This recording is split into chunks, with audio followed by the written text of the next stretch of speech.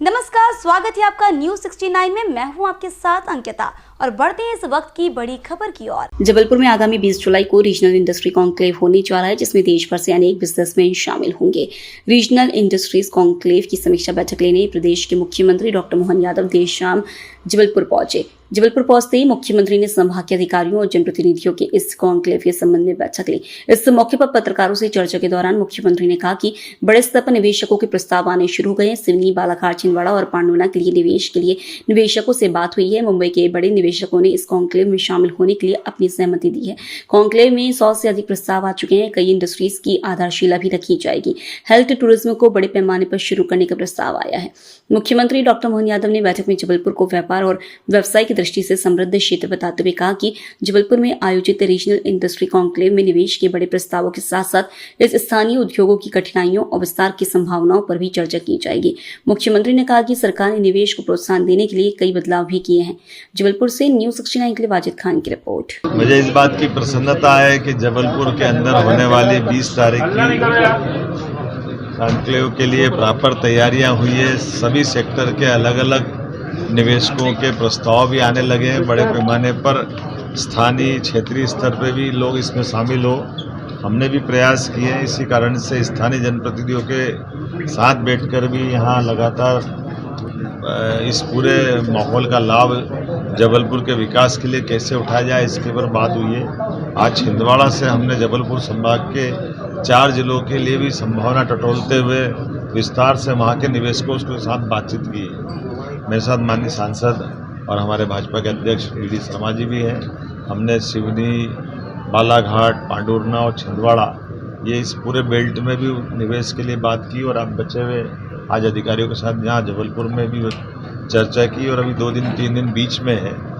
मैं जब बॉम्बे से लौटा था तो बॉम्बे में भी जो बाहर के निवेशक हैं उनको भी ऑफर दिया और वो भी बड़ी संख्या में आ रहे हैं। और हम सब आनंद के साथ न केवल ये उस दिन का पूरा कार्यक्रम करेंगे, बल्कि इससे ठोस निर्णय और ज़मीनी स्तर के प्रस्ताव आएंगे।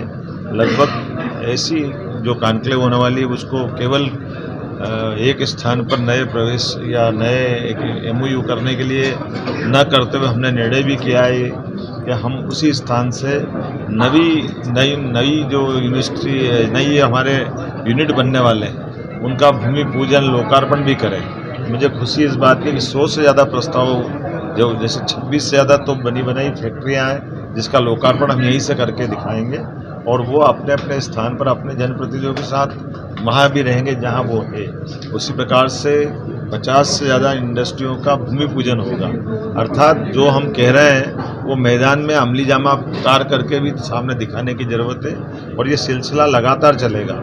जबलपुर के तुरंत बाद सागर के बाद ग्वालियर के बाद रीवा और इसके बाद भोपाल में इंटरनेशनल लेवल की एक समिट करने वाले हैं, जिसकी फरवरी की मोटे तौर पर तारीख ली है। अर्थात निवेश के मामले में सभी सेक्टर में समान रूप से शिक्षा, चिकित्सा, इंडस्ट्री के तीनों प्रकार, हेवी इंडस्ट्री, मीडियम साइज या मध्यम लघु इंडस्ट्री और कुटीर उद्योग, साथ ही साथ इंडस्ट्री का भी प्रकार, जैसे एजुकेशन में भी हमने अपना निवेशकों की समान सुविधा देने का निर्णय किया। हेल्थ टूरिज्म को भी बढ़ाने का प्रयास किया है कि बड़े पैमाने पर विदेश के लोग भी अब हेल्थ से जुड़ी सेवाओं का लाभ लेना शुरू कर चुके हैं। इंदौर सहित ऐसे कई स्थान हैं जहां पर विदेश के लोग आकर भी हमारे साथ इस सेक्टर में काम करने को तैयार हैं और उसका लाभ उठा रहे हैं। मैं उम्मीद कर रहा हूं आपके माध्यम से मध्य प्रदेश चूँकि एग्रीकल्चर ग्रोथ रेट में 25% से ऊपर गया है, जिस प्रकार से हमने निर्णय किया है, आने वाले समय में इकोनॉमी की दृष्टि से हम अपने 5 साल के अंदर रोड मैप पे काम कर रहे हैं कि अभी की क्षमता की तुलना में डबल गति से मध्य प्रदेश आगे बढ़े।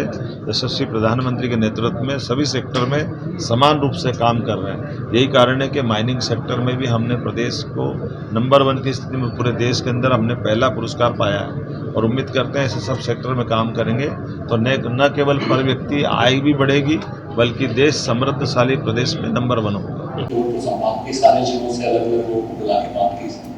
दूसरी बैठक से पहले की ड्यूटी है उन्होंने की सर, और सारे विधायक साहब, सांसद साहब बैठक में मौजूद रहे सर। काफी लंबा डिस्कशन चला सर। और उसमें जो औद्योगिक संगठन के लोगों के साथ जो सुझाव आए थे सर, उनकी जो डिमांड्स आई थी वो प्रपोजल है उनको सर ने कंसर्न डिपार्टमेंट को भेज दिया है सर, और उस पर विचार विमर्श उस पर चल रहा है। मुझे लगता है जो डिमांड्स यहाँ की आई हैं उस पर जिस विभाग से इस तरह से कार्रवाई होगा सर, बेहतर रिजल्ट सर हमको जल्दी ही उसमें देखने को मिलेंगे सर।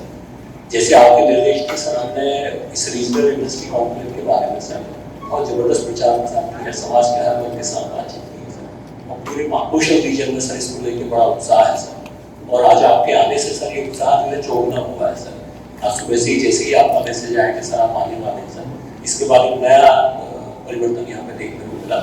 20 जुलाई का जो कॉन्क्लेव है सर, हम सभी लोग मिलकर सर माननीय जनप्रतिनिधिगण बिल्कुल आगे चल के पूरा मार्गदर्शन दे रहे हैं सर, पूरी लीडरशिप कर रहे हैं, हम बहुत बेहतर तरीके से सर इसको कर पाएंगे सर। और जिन सेक्टर्स में सर यहाँ पे गुंजाइश है, डिफेंस के सेक्टर में है सर, माइन एंड मिनरल्स में है सर, एग्रो और फूड प्रोसेसिंग में सर काफ़ी रिस्पॉन्स है सर, काफ़ी इसमें इंटरेस्टेड है सर।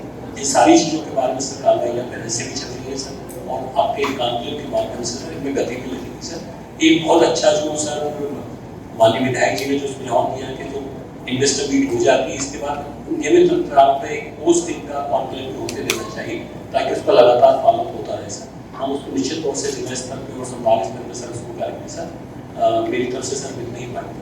Thank you. इस खबर पर आपकी क्या है राय, हमें कमेंट सेक्शन में जरूर बताएं। तब तक के लिए धन्यवाद।